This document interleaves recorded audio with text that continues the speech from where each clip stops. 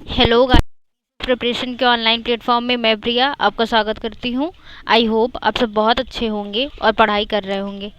तो देखिए, कल हम लोगों ने एक नया चैप्टर शुरू कर दिया था, भारत में सामाजिक धार्मिक सुधार आंदोलन। इसका हमने फर्स्ट पार्ट पढ़ लिया था। आज हम सेकेंड पार्ट पढ़ेंगे, ठीक है।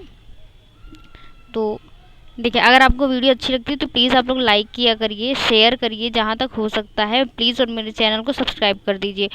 और कमेंट करके ज़रूर बताया करिए आप लोग को वीडियो कैसी लगती है, और नोट्स भी बनाते रहिएगा। चलिए देखते हैं पहला क्वेश्चन क्या है। कह रहा है निम्नलिखित पर विचार कीजिए, ठीक है। कह रहा है कलकत्ता यूनिटेरियन कमिटी, और फिर सेकेंड है कि टेबरनेकल ऑफ न्यू डिस्पेंसन, और फिर है इंडियन रिफॉर्म एसोसिएशन। फिर नीचे लिखा है केशव चंद्र सेन का संबंध उपर्युक्त में से किसकी स्थापना से है। तो देखिए, कलकत्ता यूनिटेरियन कमेटी, इसकी तो जो स्थापना की थी वो की थी राजा राम मोहन राय ने।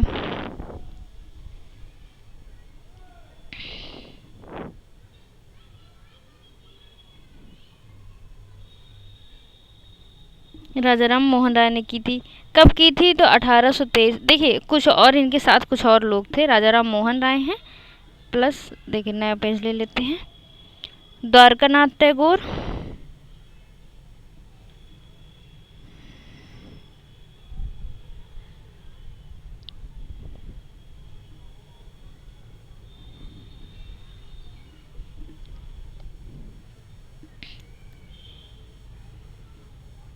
द्वारकानाथ टैगोर, और एक व्यक्ति हैं विलियम एडन।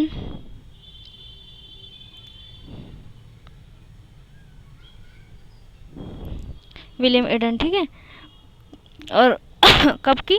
तो 1823 ईस्वी में, और इसमें राजा राम मोहन राय भी हैं, ठीक है। द्वारकानाथ टैगोर, विलियम एडन, राजा राम मोहन राय, 1823 में इन लोगों ने मिलकर किसकी स्थापना की? कलकत्ता यूनिटेरियन कमेटी की। अब देखिए,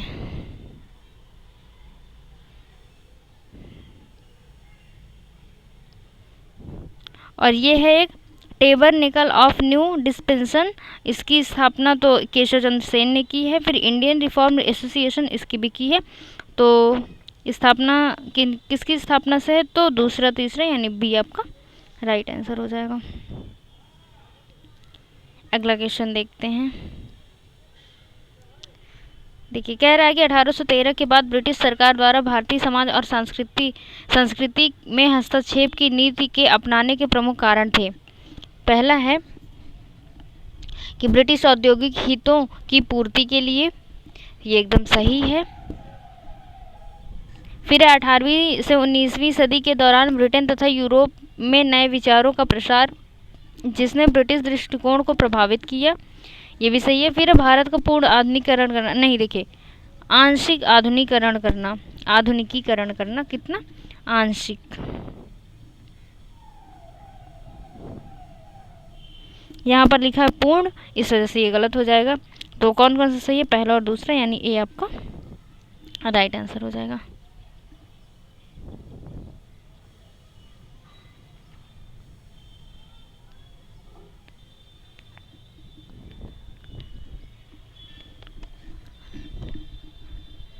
देखिए, अगला क्वेश्चन क्या कह रहा है कि निम्नलिखित कथनों पर विचार कीजिए। पहला दिया हुआ है कि रूढ़िवादी, देखिए कौन सा सही है, सही पूछ रहा है ना, सही वाला हमें बताना है। पहला लिखा है कि रूढ़िवादी दृष्टिकोण वाले ब्रिटिश अफसर भारतीय दर्शन और संस्कृति की निंदा करते थे। देखिए, ये गलत है। निंदा नहीं की, वो बहुत ही ज़्यादा इज्जत करते थे, तो निंदा नहीं करते थे, इस वजह से पहला गलत है। दूसरा, रूढ़िवादी दृष्टिकोण की जगह पर 1800 ईस्वी तक आने लगा नया दृष्टिकोण भारतीय समाज और संस्कृति का प्रशंसक था। तो देखिए, ये हमारा गलत है, ये कटु आलोचक था, कटु आलोचक था, ठीक है। तो ये वाला भी हमारा गलत हो गया। पूछ रहा कौन सा सही है, तो डी नंबर, ना तो एक और ना तो दो, डी आपका राइट आंसर हो जाएगा। निम्नलिखित कथनों पर विचार कीजिए। देखिए, पहला क्या दिया हुआ है कि कौन सा सही है, सही पूछ रहा है। पहले दिया अंग्रेजों द्वारा भारत में 1858 के बाद आधुनिकीकरण की नीति को छोड़ दिया गया। पहला सही है। फिर है 1858 के बाद अंग्रेजों ने जातिवाद तथा सांप्रदायिकता को बढ़ावा दिया, ये भी सही है। दोनों सही है, तो ऑप्शन नंबर सी आपका राइट आंसर हो जाएगा।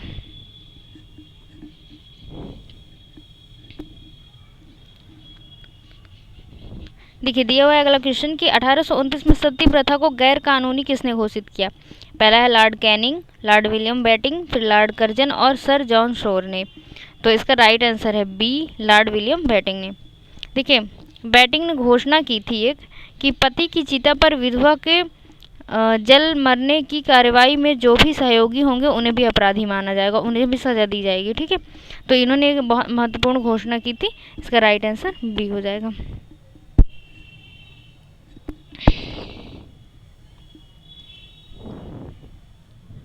देखिए लिखा है नर बलि प्रथा को समाप्त करने के लिए कानून किसके शासनकाल में बनाया गया। पहला lord William Bentinck, lord Hardinge, lord Wellesley, lord Cornwallis. इसका राइट आंसर है लॉर्ड हार्डिंग। अच्छा देखो उसको याद करने का तरीका, जैसे हार्डिंग ने तो बहुत हार्ड डिसीजन लिया था नर बलि प्रथा को समाप्त करने का, ऐसा करके कुछ याद कर सकते हैं आई थिंक। तो बी आपका राइट आंसर हो जाएगा। और देखिए ये प्रथा सबसे ज़्यादा कहाँ प्रचलित थी, तो गोंड जनजाति थी वहाँ पर। ठीक है, ये उसी जनजाति में प्रचलित थी। अगला क्वेश्चन देखते हैं। ठीक है, कह रहे ईश्वर चंद्र विद्यासागर द्वारा चलाए गए सामाजिक सुधार आंदोलन में प्रमुख था जाति प्रथा पर रोक, सती प्रथा पर रोक, विधवा पुनर्विवाह, नर बलि प्रथा पर रोक। इसका राइट आंसर हो जाएगा विधवा पुनर्विवाह, यानी सी आपका राइट आंसर हो जाएगा। अगला क्वेश्चन देखिए, कह रहा है 19वीं सदी में भारत में आधुनिक शिक्षा के प्रसार में किनका महत्वपूर्ण योगदान रहा। पहला है ब्रिटिश सरकार का, फिर है ईसाई धर्म प्रचारक का, प्रबुद्ध भारतीय इनका। तो इसका राइट आंसर हो जाएगा, मतलब इन तीनों का ही योगदान था, तो डी आपका राइट आंसर हो जाएगा।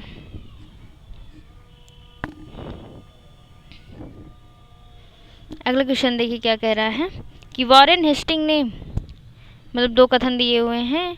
वॉरेन हेस्टिंग ने 1781 में कलकत्ता में मदरसा की स्थापना की और कारण इसका है कि मुस्लिम भारत में कंपनी के शासन को बौद्धिक और नैतिक रूप से अपना समर्थन देते थे। देखिए दूसरा तो हमारा गलत हो जाता है, पहला वाला हमारा सही है।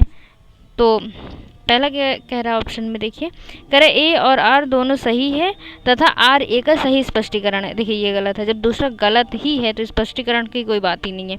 दूसरा ए और आर दोनों सही है तथा आर ए का सही स्पष्टीकरण नहीं है, ये भी गलत हो जाएगा। फिर है ए सही है, आर गलत है, ये एकदम सही है, सी आपका राइट आंसर हो जाएगा।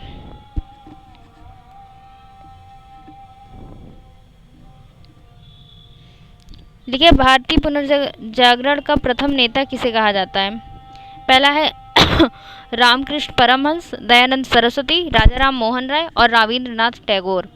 तो इसका राइट आंसर है सी, राजा राम मोहन राय। सी आपका राइट आंसर हो जाएगा। देखिए इनको आधुनिक भारत का प्रथम नेता माना जाता है।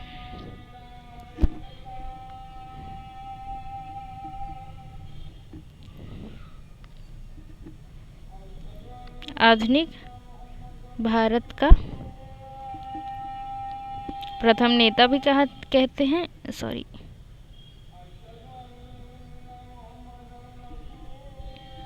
और इन्हें कहते हैं भारतीय पुनर्जागरण के पिता।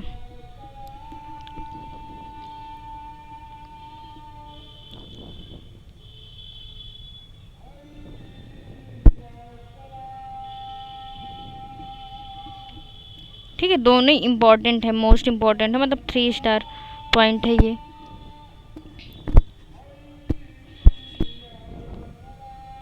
देखिए अगला, उसमें क्या आंसर नहीं बताया क्या, बताया तो था। देखिए क्वेश्चन क्या कह रहा है कि राजा राम मोहन राय के संबंध में नीचे दिए गए कथनों में से कौन सा सही है। ठीक है, देखिए लिखा उन्होंने मूर्ति पूजा और निरर्थक धार्मिक कृत्यों के प्रचलन का विरोध किया, ये सही है। फिर उन्होंने सती प्रथा के विरुद्ध सामाजिक आंदोलन चलाया, ये भी सही है। फिर उन्होंने एकेश्वरवाद का समर्थन किया, ये भी सही है। जब तीनों सही हैं तो ऑप्शन दिया होएगा, दिया हुआ है देखिए डी, है ना, 1 2 3 तीनों सही है।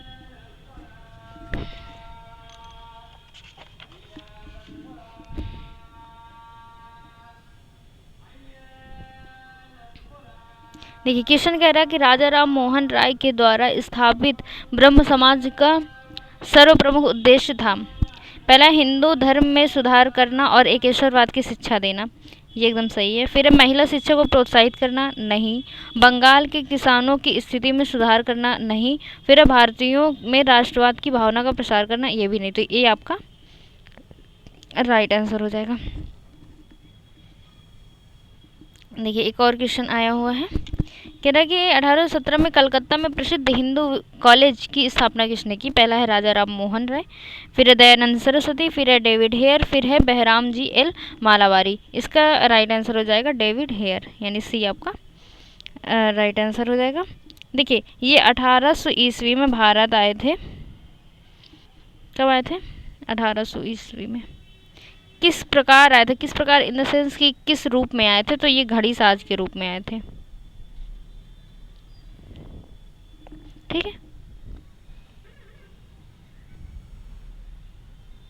देखिए अगला क्वेश्चन कह रहा है कि निम्नलिखित कथनों पर विचार कीजिए। पहला है राजा राम मोहन राय ने भारतीय विद्या और पाश्चात्य सामाजिक तथा भौतिक विज्ञान की पढ़ाई के लिए वेदांत कॉलेज की स्थापना की, ये एकदम सही है। फिर है राजा राम मोहन राय ने अपनी पुस्तक गिफ्ट टू मोनोथिस्ट एकेश्वरवादी को उपहार में एकेश्वरवाद के पक्ष में तर्क दिए, ये भी सही है। दोनों सही है, तो सी आपका राइट आंसर हो जाएगा। अगला क्वेश्चन क्या कह रहा है कि यंग बंग आंदोलन का प्रारंभ किसने किया। पहला है T.N. नायर, फिर है ज्योतिबा फूले, फिर है हेनरी विवियन डेरोजियो और फिर है डेविड हेयर। इसका राइट आंसर है हेनरी विवियन डेरोजियो, यानी सी आपका राइट आंसर है। देखिए अगला क्वेश्चन दिया कि यंग बंगाल आंदोलन के संदर्भ में नीचे दिए गए कथनों पर विचार कीजिए। पहला है कि इस आंदोलन कौन सा सही है, सही पूछ रहा है कि इस आंदोलन के नेता हेनरी विवियन डेरोजियो फ्रांसीसी क्रांति से प्रेरित थे, ये एकदम सही है। और फिर दूसरा दिया हुआ है कि इस आंदोलन ने अपने क्रांतिकारी विचारों के कारण भारतीय समाज के सभी वर्गों का समर्थन हासिल किया। देखिए जनता से उनका कोई कनेक्शन नहीं हो पाया है, वो संपर्क बना ही नहीं सके हैं, इस वजह से सेकेंड वाला गलत है। कौन सा सही है? ए आपका राइट आंसर हो जाएगा।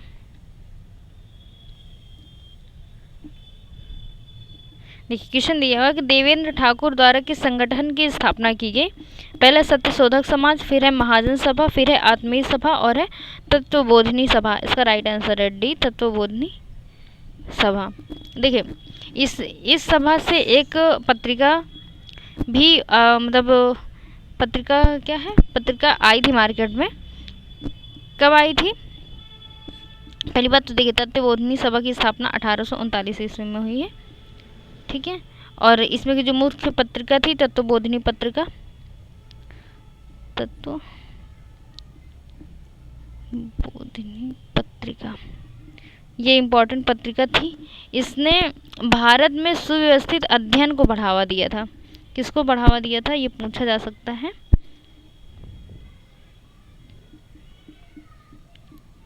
सुव्यवस्थित अध्ययन को,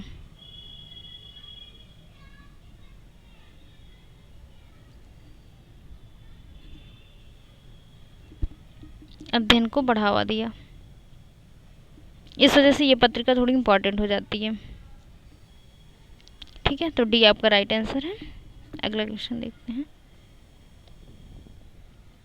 देखिए दिया है कि आधुनिक भारत के निर्माण में ईश्वर चंद्र विद्यासागर के योगदान के संबंध में कौन सा कथन सही है। पहला दिया हुआ है, पहला दिया है कि उन्होंने अपनी रचनाओं द्वारा बांग्ला में आधुनिक गद्य शैली के विकास में योगदान दिया, ये सही है।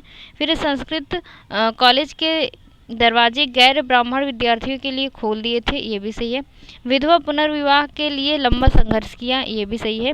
नारी शिक्षा को प्रोत्साहन दिया, ये भी सही है। चारों सही है, तो ऑप्शन नंबर डी आपका राइट आंसर हो जाएगा। लिखा है महाराष्ट्र के किस समाज सुधारक को लोक हितवादी उपनाम से जाना जाता है। पहला ऑप्शन दिया है ज्योतिबा फूले, फिर है गोपाल हरि देशमुख, फिर है दादा भाई नौरोजी, फिर है बाल शास्त्री। इसका राइट आंसर है बी, गोपाल हरि देशमुख। ठीक है, देखिए इनको और क्या बोलते थे, इनको महाराष्ट्र में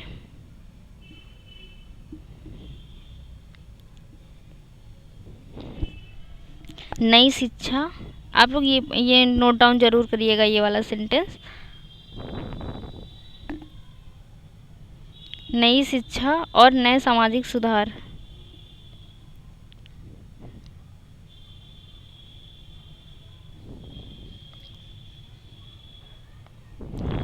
नए सामाजिक सुधार के प्रवक्ता किसे कहा जाता है, यही गोपाल हरि देशमुख को कहा जाता था। ये इंपॉर्टेंट पॉइंट है, और इन्हें लोकवादी उपनाम भी दिया गया था। तो बी आपका राइट आंसर हो जाएगा। ठीक है, अगला क्वेश्चन देखते हैं। देखिए दिया हुआ है कि 19वीं सदी में पश्चिमी भारत में सुधार आंदोलन के संबंध में नीचे दिए गए कथनों पर विचार कीजिए। तो पहला देखिए क्या दिया हुआ है कि महाराष्ट्र में स्थापित परमहंस मंडली ने जात पात के बंधनों को तोड़ने का कार्य किया। ये सही है, सही पूछ रहा, सही है पहला वाला। दूसरा, दादा भाई नौरोजी पारसी धर्म सुधार संगठन के संस्थापक सदस्यों में से एक थे। ये भी सही है। फिर विष्णु शास्त्री पंडित ने विधवा विवाह समाज की स्थापना की। ये भी सही है। ये तो अभी थोड़ी देर पहले पढ़े हैं। तीनों सही है, तो ऑप्शन नंबर डी आपका राइट आंसर हो जाएगा। तो चलिए आज की क्लास यहीं पर ख़त्म करते हैं। Thank you so much. पढ़ते रहिए, मस्त रहिए। जय हिंद।